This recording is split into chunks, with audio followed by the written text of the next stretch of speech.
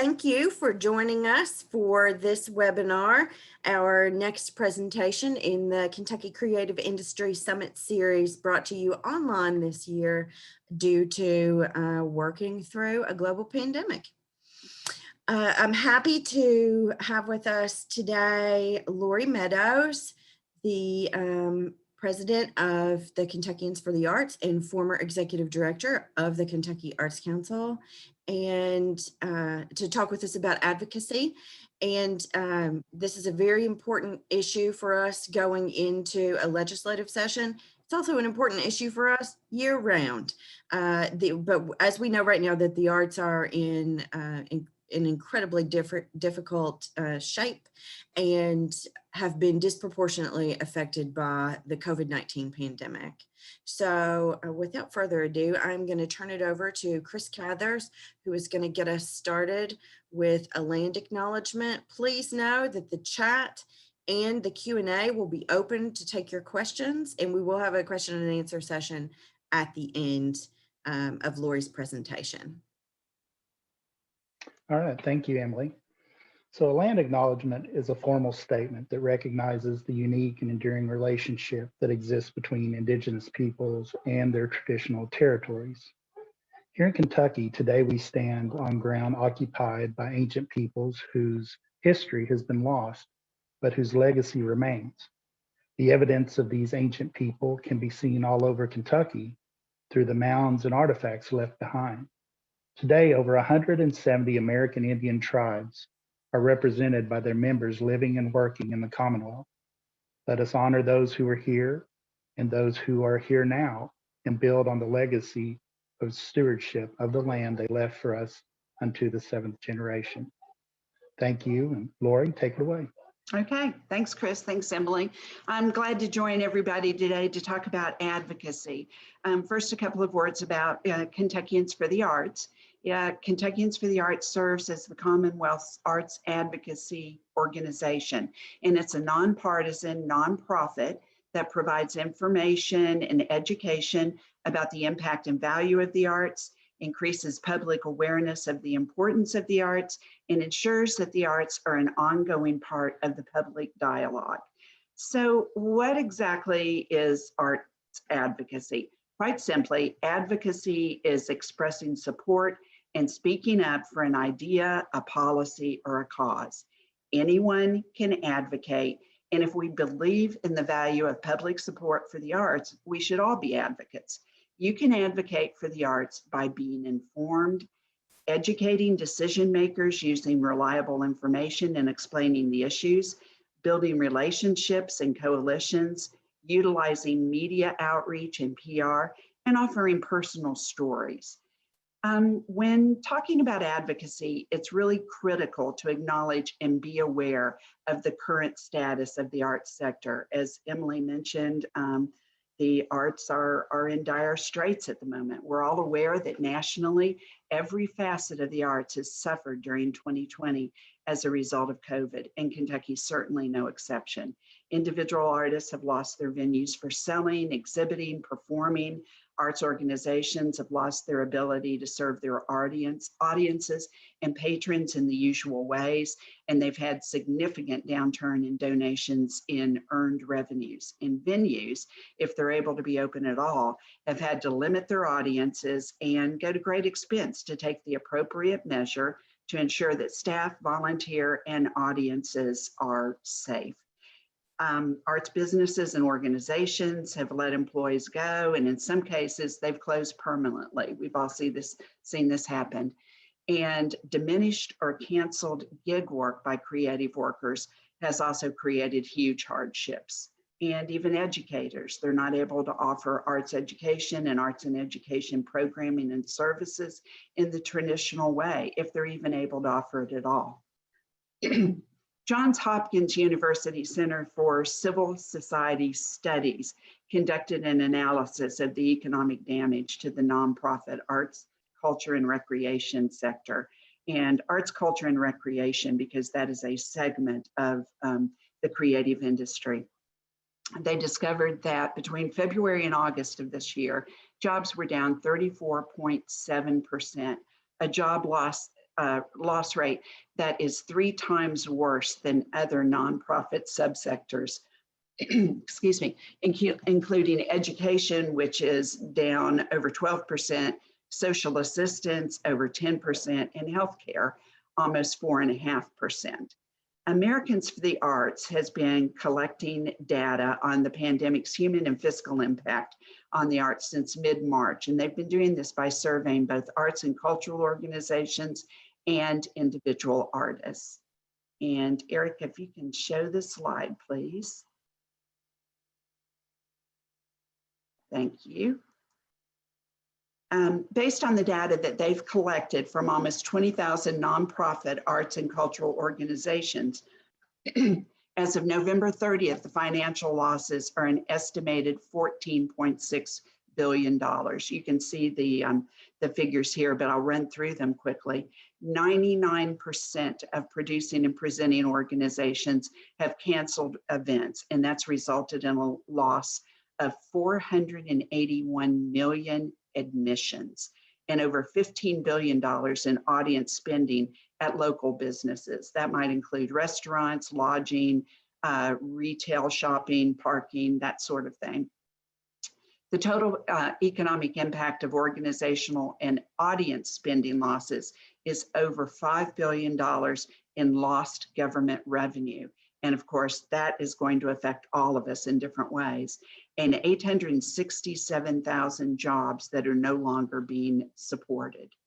35% of organizations have either laid off or furloughed staff, and 10% of the organizations nationally that have reported are not confident that they will survive the pandemic.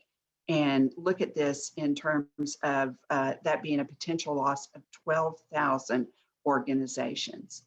AFTA has also gathered data on individual creative workers. I don't have a slide for this, but just to give you a quick summary of the figures, over 27,000 creative workers have responded so far, and 95% are reporting a loss of income. 79% have experienced a decrease in creative work that would have generated income in regular times, resulting in a national total of $50.6 billion. 67% are unable to access the supplies, the resources, the space, or the people necessary for their work. And I think we've all probably experienced difficulty in receiving different services and goods during this time. And 78% have no post-pandemic financial recovery plan. And oftentimes that means that they have no funds set aside to be able to help them through that. We do have some specific data for Kentucky, though we know that the information is not complete. As of November 24th, 157 Kentucky arts and cultural nonprofits, businesses, and government entities completed the survey, reporting that 99% had canceled events. The total number of lost attendance is almost 1 million, with a total financial impact today of almost $12 million. And you can see at the bottom of this slide the major financial concerns of those Kentucky organizations that have reported.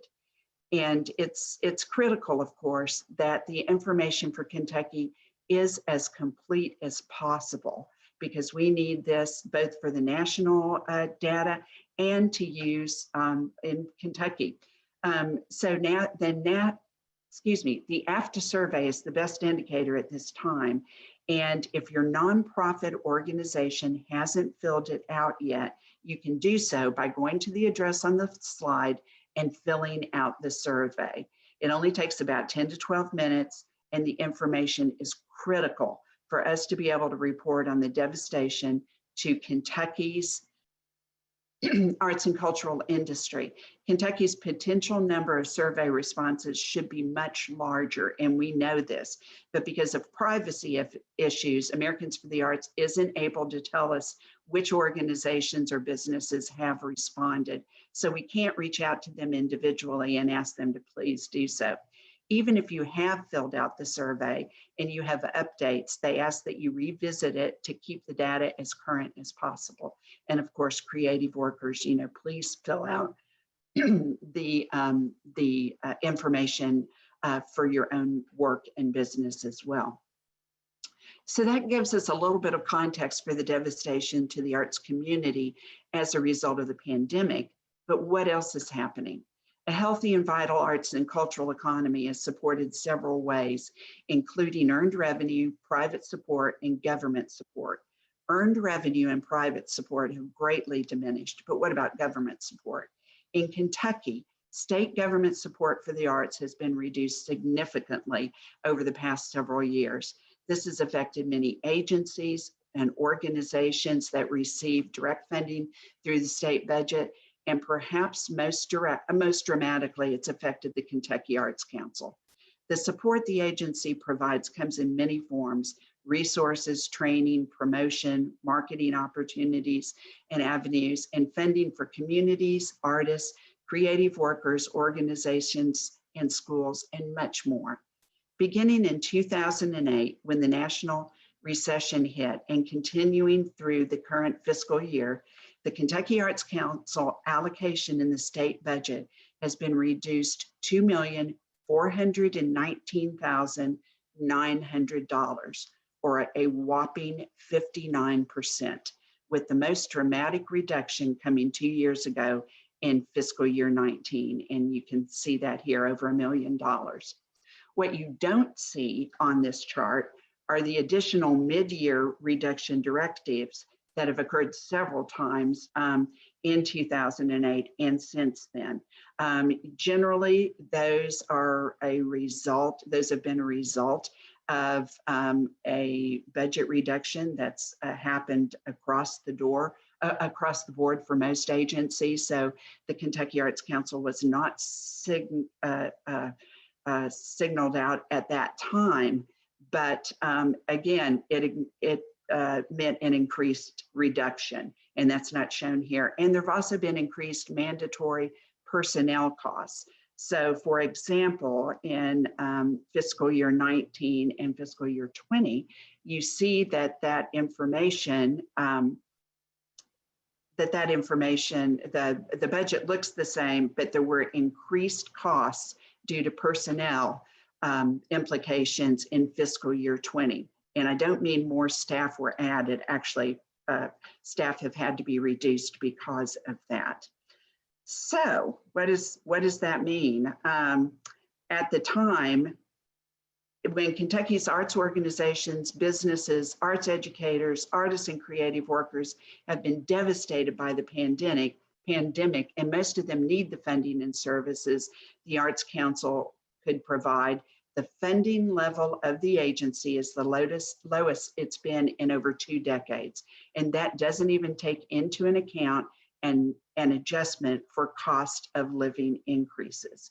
So these have affected the arts community across the entire state as a result of the Arts Council's diminished capacity to provide the formal level of services, funding, and opportunities.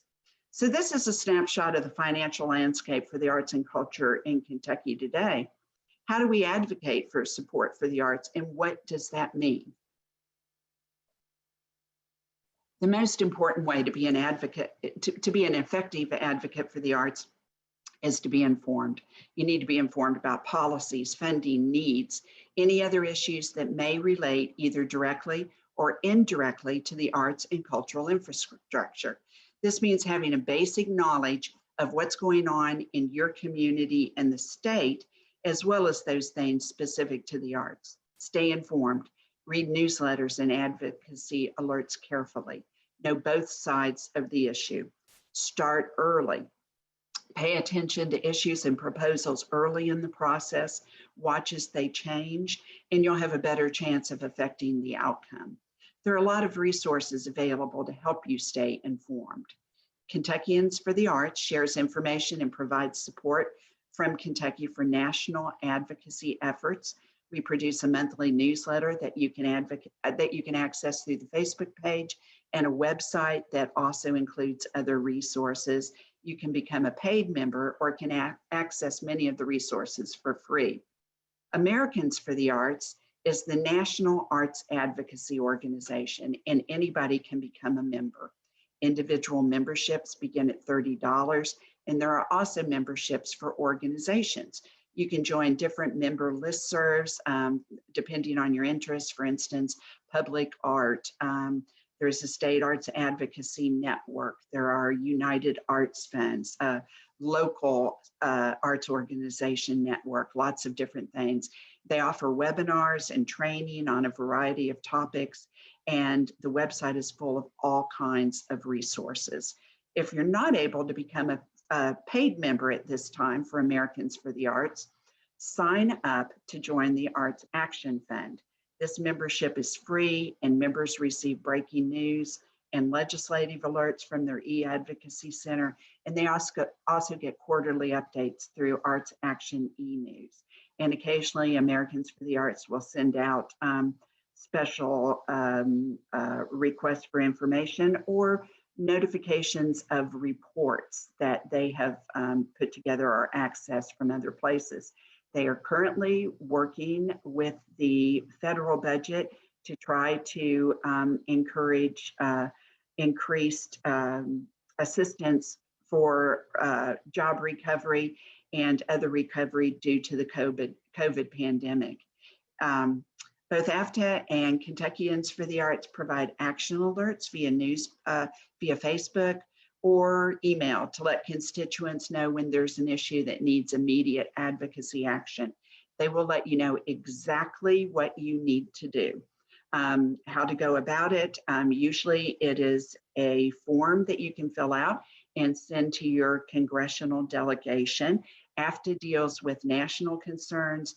Kentuckians for the Arts deals with state concerns, but also gives you information on the national outlook. In addition to following funding and policy initiatives via newsletter and advocacy alerts, you can keep track of Kentucky arts-related legislation that's either been proposed or in process. And next slide, please. Thanks. This is through Bill Watch. The Kentucky Legislature and the Legislative Research Commission have a free service called Bill Watch that allows registered users the ability to track legislation during the legislative session. You can create a profile that organizes bills by subject or topic area using keywords or their set topics. It allows you to receive email notifications, if you wish, when new bills meeting your search parameters are offered or changed. And you can view the title, the legislative sponsor, that means the legislator that introduced this, the committee assignment, the text of the bill, and the most recent action. And anybody can sign up for this. You do not have to be involved in state government or involved in politics in any way. It's open to the public to sign up for. I did a search on December 7th using their set topic area, arts and crafts. And the only thing that came up was this resolution introduced and passed in the 2020 legislative session that recognized the 2020 Kentucky Census Quilt. I didn't even know that existed. Senator Morgan McGarvey was the sponsor of this resolution. And if this was active legislation, which means that it had been introduced or was in committee and hadn't been officially resolved, constituents could communicate their support of the action directly to Senator McGarvey or to their own legislators, or express their appreciation for the resolution being passed. So this is how it will look when you receive a notification from Bill Watch or when you go in and do a search. It gives you a lot of information. By signing up for Bill Watch and using a variety of keywords like art, craft, sculpture, etc., I'll know when new bills that pertain to the arts are introduced. And stay informed. This is something that you need to know about. Know when the bill's in committee, when the hearings will be held, and when who the co-sponsors are. And also make sure that other people are aware of this information as well. So how do you go about establishing relationships with elected officials and educating them about the issues? Next slide, please. Thank you. The first step, of course, is knowing who your elected officials are. We just had an election, and some positions have changed. The Kentucky Legislative Research Commission has a search function where you can type in your address and it identifies your state representative and senator. And you see here where I typed in my address and my current representative and senator popped up. Both of these positions in my district will have new legislators. So the site doesn't yet identify the 21 new representatives and the 5 new senators who will be sworn in on January 5th, but it will after that time. And January 5th is the first day of the 2021 legislative session. And so at that time, they will be officially new legislators. If you have newly elected legislators in your district, reach out and congratulate them. Tell them how important the arts are to you and to the community. This isn't a time to ask for anything. It's just setting a positive note and beginning your relationship with them. Get to know your legislators, their primary issues and interests, and relay to them how the arts can link to and support those issues. Are they really interested in tourism and maybe not so much in the arts? Make sure they understand how the arts benefit the community and draw tourists into the area. All of these things can be connected and you can make those connections for them. Know their personal arts history and background, their experiences and their involvement in the arts. If you live in a small community like I do, it's easier to know what they're involved in and support, but there are other ways you can identify what's important to your legislators. For some brief overall information, you can go directly to their page on the Legislative Research Commission website. And this is the page that is currently up for Governor or Senator Julian Carroll, my senator at this time. This gives you their contact information. It includes a photo, which can help you identify them if you see them in public, though keep in mind that those that have been legislators for quite a while, they don't always update their photos. So you might be looking at one that's a little bit old. Tells you how long they've been in office and what committees they serve on. It gives you a brief bio that can help tell you if you have common interests or experiences. Are they associated with a service or a professional organization that you're connected with? Is their regular profession outside of their legislative role something you're particularly familiar with?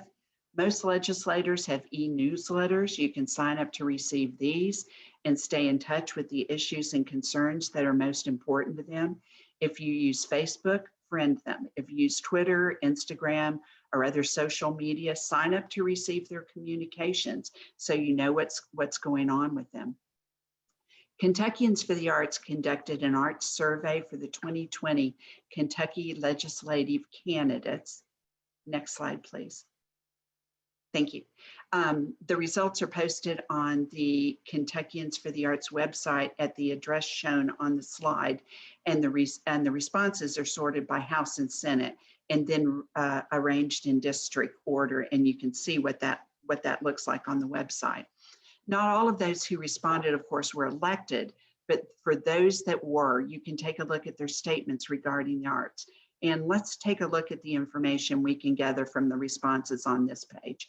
We can see that all 4 of these recently elected candidates shown have 1 or more arts organizations that they frequent. Adrian Southworth was self-employed in the arts and would love to hear more about what you are working on. See how I can help move the needle at that state level.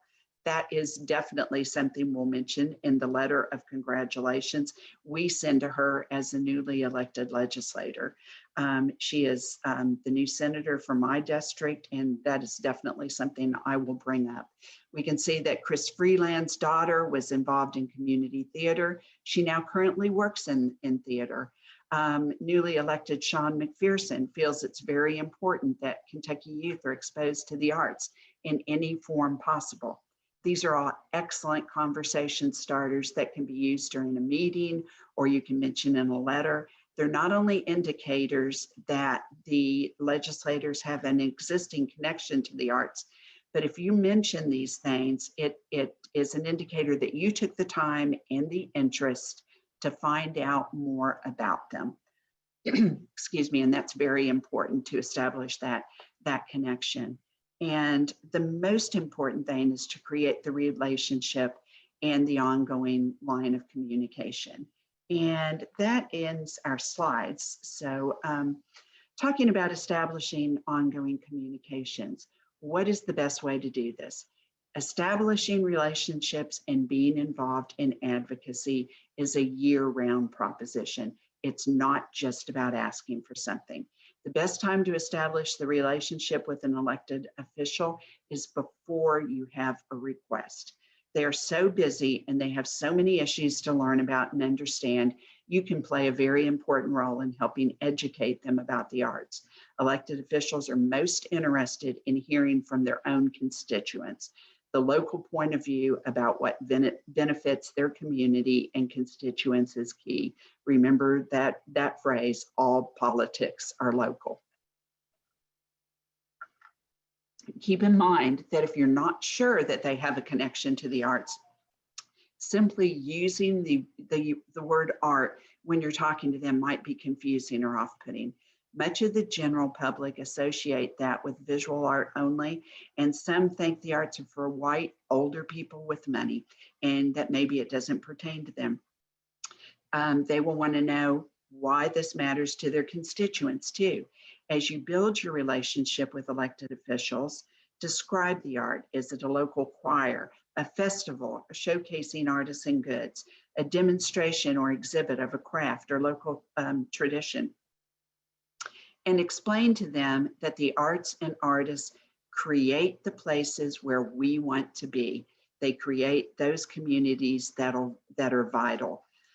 Make sure they know about the arts activities, events, and issues in the community. Invite them to events, and there will be events again. We all know that. Make sure that they're on your mailing list, your PR list, your VIP list. Ask them to present an award or give a curtain speech, to speak at dedications or community celebrations. Invite them to perform a walk-on role for a performance or a holiday or fundraising show, and to attend celebratory gatherings, including opening nights, any pre or post publicity events or shows, previews, openings, exhibits, displays. If they do attend, be sure to publicly acknowledge their presence and to thank them for their support of the arts. And remember, support doesn't always mean money. If they're attending an event or activity in their community, they'll likely see friends and constituents and recognize that the arts are important to and supported by the constituents in their community. Take photos of your elected officials attending events and post those on Facebook or send them to your local paper. And make sure you send a copy of the photo to them along with a thank you for participating. Invite them to tour your facility and educate them about your programs and how they benefit the community. If you have an artist in residence program going on at the school, invite them to come in and observe the classroom. Let them know what's going on. Let them know how it benefits the community or certain segments of the community. If you're an individual artist, invite them to attend an exhibit, a performance, a show, and make sure they understand that this is how you make your living, or this is a very important part of your income. If you've received an award, a special opportunity, a grant, anything like that, send them a message and let them know about it. Legislators like to be aware of what's happening in their community and with their constituents. I've had several legislators in the past that have mentioned specific artists in their community because those artists have reached out to them, let them know what they're doing, let them know the kind of artwork that they do, and just make them aware of what's going on. Legislators like to be able to make that connection. If they are talking to somebody involved with the arts, they like to be able to single out a name or an organization that they're familiar with. So that's important. Invite them to write a column for your newsletter. This will cause them to focus on your activity or your organization, thereby becoming better informed. Maybe you have to ghostwrite for them. That's okay. Or help them write it. That's okay. You know, the idea is to get them to speak out in support of the arts and let them know what's going on and establishing that relationship. If you're applying for funding or a special opportunity and it would be appropriate, ask for a letter of support from your elected officials. Then if you are selected for that opportunity or you receive the funding, write them a letter of thanks, again, for their letter of support, and let them know that it was acknowledged and you received the special opportunity that you were looking for. If you're selected for an opportunity provided by state funding, maybe it's an award, maybe it's acceptance into an adjudicated program, write them a letter of thanks and let them know how much the opportunity means to them. Never forget that the legislators play the major role in determining the state budget. If you represent an organization, inform your constituency too, that your event or your facility was made possible in part through public funds, and encourage your constituents, audiences, patrons, volunteers, students, etc., to send thank you notes to elected officials.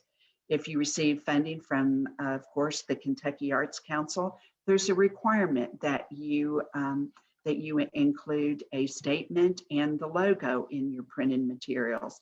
This is very important.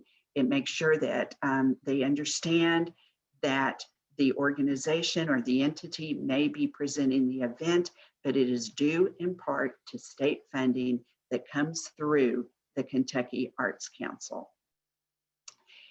If you don't receive a grant, or you receive a grant that's much lower than requested due to a lack of available funds, write your elected officials about that.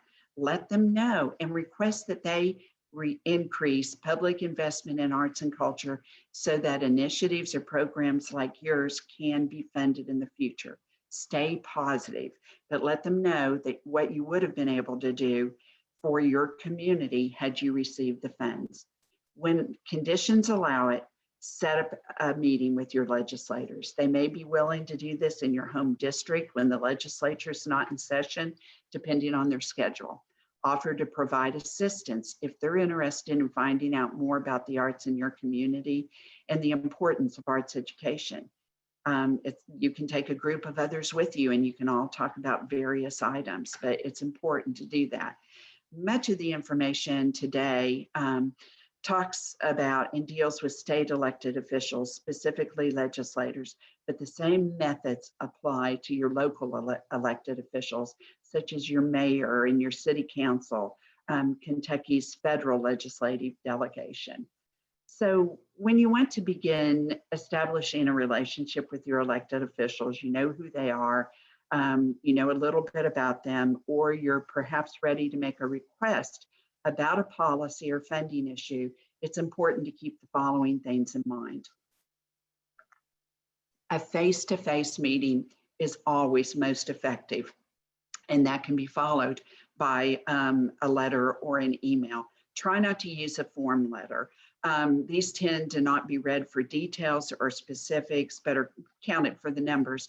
Of course, sometimes a form letter is provided to you as a way to make fast contact or just to give you an idea of what to say. You can change these letters. The important thing is just to make that communication and give the details. Emails and phone calls, of course, can also be used. And even if you can't get through to a legislator personally about a certain issue, leave a specific message for the staff. These messages will always be given to the legislator, and it's a good idea for the staff to know too how many constituents are contacting them about a certain issue or policy.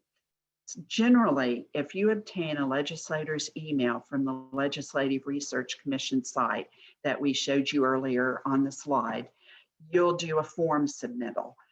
So if your legislator provides their direct email address to you, hang on to it. It enables you to bypass the form and they may receive it faster. Also, if you maybe have established that communication and they give you an alternate email address, sometimes they will be willing to give you their personal email address. Feel free to use it if they give it to you. It'll help you get through to them. Several years ago, the National Assembly for State Arts Agencies presented a formula for sending emails to decision makers, and this has always stuck with me. It's the 3-30-3-30 rule, and that advises that the message line of an email takes no more than 3 seconds to read. The text of the email should take no more than 30 seconds to read, and it should be action-oriented. If you send a one-page issue brief, it should be included as an attachment, and it should take no more than 3 minutes to read. And if you send a policy paper, that might go to staff instead of the legislator, and that should take no more than 30 minutes to read. And again, it's important to include the staff. Support staff will likely help you set up a meeting or perhaps a phone call. Remember their name and thank them for their help. If you're establishing a relationship with an elected official, you'll come in contact with them again, and you'll want their experience with you to be positive. Oftentimes too, a legislator will count on their staff members to help them stay up to date on issues, to help them remember details about certain things. And so that's very important for you to establish the connection with the staff members in addition to the legislator. Remember that elected officials have very limited time. Don't be late for your scheduled meeting, or you might miss the opportunity to meet with them altogether. And don't overstay your allotted appointment. Usually this won't be an issue because they won't allow you to. They will very politely, escort you to the door and tell you, thank you for coming, but you want to make sure that they don't have to do that. Be courteous and be confident about what you're saying to them. Don't present the issue in partisan terms. The arts should be and are nonpartisan. They should not belong to a certain party. Sometimes people tend to separate them out in partisan terms, but don't do this. That's not what the arts are about. Be concise. State your position simply and clearly. Be specific. What do you want the legislator to do? Is it to draft legislation? Is it to propose an amendment, vote for a bill? For instance, if you're interested in increased or enhanced arts education in your local school, don't just say you want more support. Say, can you increase the dollars for arts education by X amount? Or can you add one more arts educator? Use accurate data and state your source. This is important. For example, rural policy makers are often interested in USDA data. This is something that's important in Kentucky. Provide personal stories along with the data. This puts the issue in human terms, and try to remember, don't use data without a story, don't use numbers without a story. Don't use a story without numbers. Those need to go hand in hand. Be honest, don't exaggerate. And if you're not sure of the answer to a question, offer to find out the information and get back to them.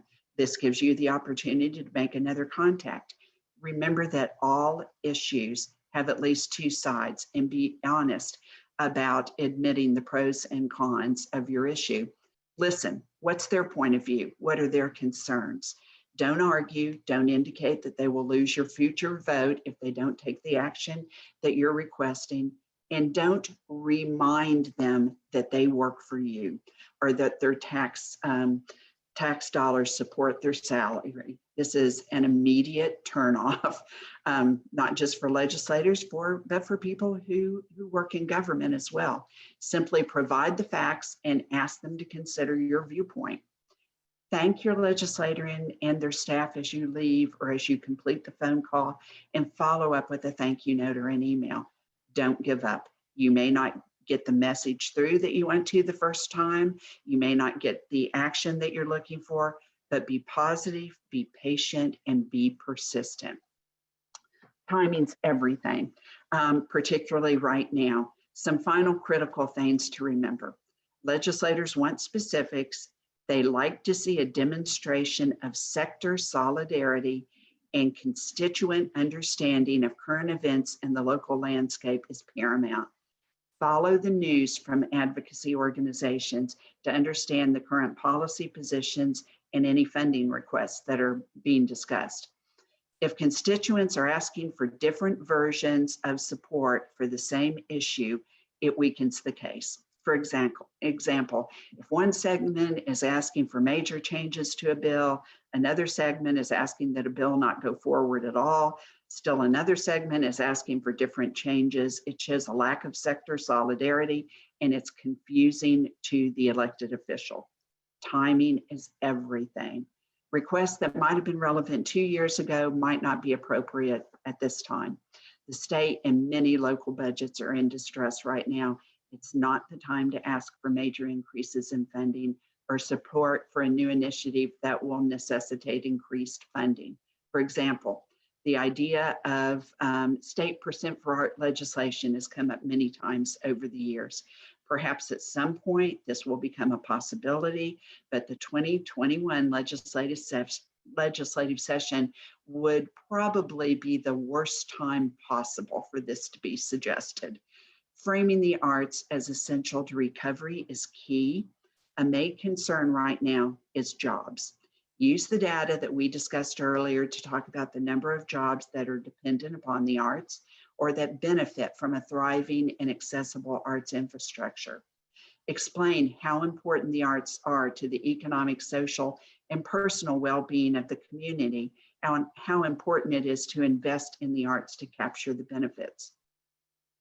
According to a 2018 report by Americans for the Arts, every visit to an arts event generates $31.47 per person beyond the ticket cost in spending on meals, retail, parking, and lodging.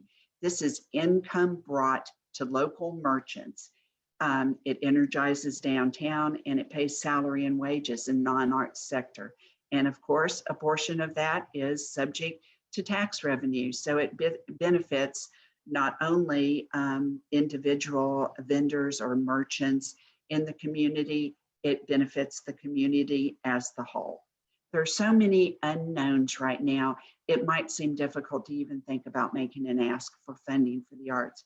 However, asking at the state level that the current funding level be maintained and explaining why that's important strikes the right note at this time and demonstrates that you understand how limited the current resources are and the extraordinary demands upon those resources. And also all of the demands from different places that your legislators are having to respond to and face. It's difficult for them, and they know it's difficult for their constituents, and they do want to do as much as possible. I think Illinois has framed this for this year in a very succinct, easy to remember message: holding harmless the Arts Council budget. So therefore, maintaining current funding. Don't do something that will hurt the arts, and don't single out the arts to receive a higher cut than other things. If you notice on the slide I showed earlier about the legislative candidate responses, one of those candidates who did win the election noted that the arts are often singled out first, and this does happen. Remember that advocacy is a continuous process based on voicing your support establishing relationships, and providing education based on personal stories and data.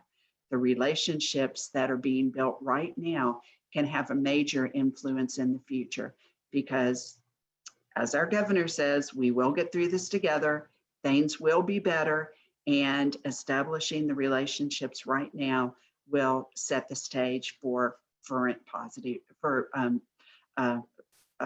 future positive action. Thanks. So Emily, I think we have time, I think, for questions if there are any. Yes, so throughout the webinar, I have put a whole bunch of things into the chat. And so now would be the time, if you have any questions, to pop those into the chat. I'm going back through to make sure I haven't missed any. There was one thing I would like for you to address, though, Lori, is lots of times at the state level, we get asked about what is the agency doing to advocate for itself? Okay, great. Talk about that a little bit. Yeah, absolutely. Well, this is a really important thing. The agency cannot advocate for itself. It's very important to remember that if you are a state agency, if you work for a state agency, you cannot advocate. Now, with one caveat, and that being the Kentucky Arts Council can advocate for funding for the National Endowment for the Arts. They can advocate on a national level, but they cannot advocate on the state level. So I know sometimes people think it's frustrating. It doesn't look that like the agency is doing anything specific, but it's because they can't. The board of the Kentucky Arts Council is able to advocate for the arts. The staff is not. So that is true of most state agencies. The staff can provide information for you, and that's very important. If there are specific statistics that you want about the arts in Kentucky, the arts infrastructure, the creative industry, the Arts Council keeps a world of data and statistics, and they are able to provide that to you. You know, you simply ask them. Some of that is on their website. You can look it up, and some of it is a call to your staff at your state arts agency. If you have a meeting coming up with a specific legislator, with somebody from your district, of course, you can contact the Arts Council and you can ask them whether or not they have provided funding through a grant or something like that in that district. You can also find out whether there have been programs provided to that district, whether constituents in that district are involved in an adjudicated program, something like that. But do give them time to be able to find out the information and to access it. Like most offices and businesses right now, the staff is not they are working full-time, but they are not in the office full-time. And it does take time to look up that information. Okay, we've had a couple of questions come in. One of them I am actually going to answer. Someone asked about Arts Day this year. And as most people on this webinar know, we have an Arts Day in the Capitol every year, usually in January or February. And the question was, are we having a virtual day this year? The person has found that Arts Day is an important and engaging moment for arts advocacy and has been shrinking the past several years, which is true, likely due to KAC budget decreases. That's also true.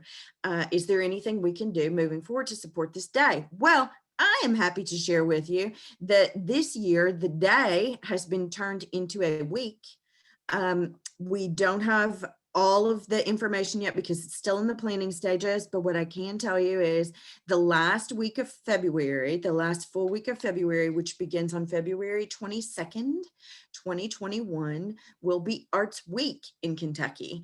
And every day that week we'll have a different theme that we will be discussing. We will be having lots of virtual content, just like this webinar and all of the other webinars in the Summit series that we've done so far. We'll be producing something every day, and we will also be hosting opportunities for arts stakeholders, artists, arts organizations, others to have conversations with one another in a virtual setting. So stay tuned to the Kentucky Arts Council's website for more information about that. Because we're super excited about it. It's going to be a great week, and there's going to be lots of ways for people to be involved. Now, let me hop back up here to a couple of questions that we had coming into the chat. Okay. Can you reiterate, Lori, the specific ask? Is there a specific ask that should be made this year? And then is there an organization that is articulating that ask for local arts organizations? Can you address that? Yes, at this particular point in time, the specific ask would be to maintain the current funding. Now, once, this is a strange year because ordinarily the budget is a biennial budget. There may be some changes. The legislature had to move very quickly last year because of the pandemic. There may be some changes in the budget for this year, which wouldn't ordinarily happen in the short session. But it's important to maintain that current funding. Nobody knows what's going to happen. As we get into the legislative session, if there are changes, if things come up, if there's an indication that there may be a reduction in funding, then that information will be relayed. Watch information from Kentuckians for the Arts. I mentioned at the beginning of this that there would be advocacy alerts that come out, and you'll be able to find out that information that way. Right. And I know Kentuckians for the Arts is extremely active on Facebook. So if you're not a member of the Kentuckians for the Arts Facebook page, I would suggest that you go do that now or right as soon as this webinar ends. Excellent. So someone asked a question, can you discuss the potential value of developing a legislative arts caucus? I know this is something that has been discussed many times over the years. Can you talk about that a little bit? Absolutely. Arts caucuses are extremely valuable. There has never been one in Kentucky. There are lots of caucuses for other things. It's not something you can do just right off the bat. One of the things that is extremely important right now is to establish those relationships and get more legislators speaking up for the value of the arts. To go in and initially try to encourage legislators to form a caucus without building that framework would probably not be very successful. But by working on that bit by bit, and then what you want to do is you want to find legislators who you can have an individual conversation with and who will support that idea. And legislators on both sides of the aisle, which means, of course, both political parties. You don't want to, work on just one side. You want it to be both sides. But yes, that would be a very important and a very valuable thing to do. It's taking the steps to work up to that. So I know that people have different understandings of how the legislature works. And one thing that I just wanted to point out is that the session that's coming up wouldn't normally be a budget year. It's going to be a budget year because of the pandemic and because the legislature, which would normally have set its budget for 2 years during this year's legislative session, only passed a 1-year budget due to the pandemic. So two things that are going to be different this year. Of course, it's the short session and it's turning into a budget session. So I think that what I have shared with a lot of folks is how important it will be to stay abreast of what's actually happening in the session, because there will likely be a lot of activity in a short amount of time. Right. Additionally, to that end, that it's not a budget year, one thing that I know a lot of folks who have had financial difficulties due to the pandemic may be considering are requests for line item funding. And so, of course, at the Arts Council, we don't think that's a great idea. And it actually hurts our budget. And I wonder if you could talk about that a little bit. Absolutely. One of the things about line item funding is that money has to come from somewhere. So there are times when certain things have come up and it has been recommended that it would be something good to have happen.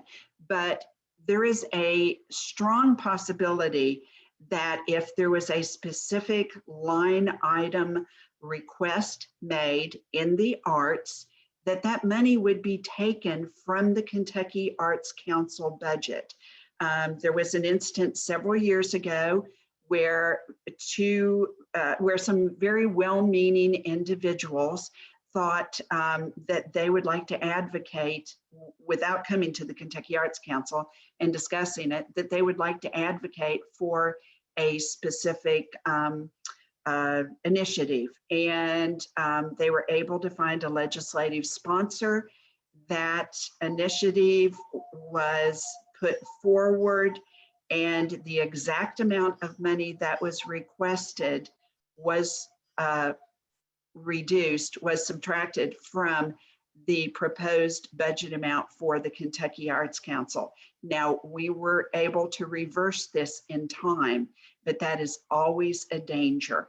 The Arts Council is the state arts agency, and they work across the state. There are, of course, other organizations, other agencies that support the arts in state government, such as the Kentucky Artisan Center, the Governor's School for the Arts, the Kentucky Performing Arts Center, things like that. But Right. yeah, line item funding is not generally the best thing to do. Yeah.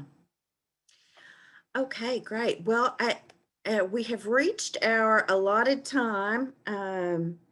And so a couple of people had asked about the 3:30 rule that Lori had mentioned. She actually just dropped an explanation of that into the chat if you want to grab that. And if you don't have time to grab it, I will of course have that. And if you would like to get a copy of it, I can email it to you. Just contact me after this. So yes. Request, can we send the chat links and the chat history via email to attendees? Yes, I can send you all of the links that were included today to everyone who has registered and attended today's webinar. Lori, any parting thoughts? Yeah, actually, one thing I would like to mention, we talked about this session, what will happen in this session. Keep in mind that all of the work that's being done right now is a building block for the 2022 legislative session, which is a full budget year. That is the time that there can be an ask for a possible increase, other things like that. It's a building block. But if you wait until 2022, it's too late. We're leading up to it. Now is the time to start establishing those relationships. Great. Thank you. And so everyone knows, during Arts Week, Kentuckians for the Arts will be one of the sponsors of Arts Week, and there will actually be an advocacy day where we will have more time to dive deeper into the advocacy conversation, and hopefully help folks make some plans to make advocacy a year-round activity.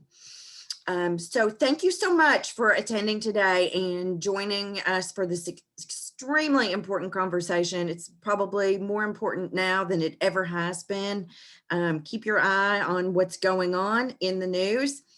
And also, if you have any questions or want to have further conversations about advocacy, please feel free to contact me at the Kentucky Arts Council. My email address is emilyb.moses@ky.gov. You will also receive that in your follow-up email that I'm going to send to everybody. Thanks again for tuning in today, and we hope to see you soon. Thanks, Lori. Thank you. Bye-bye.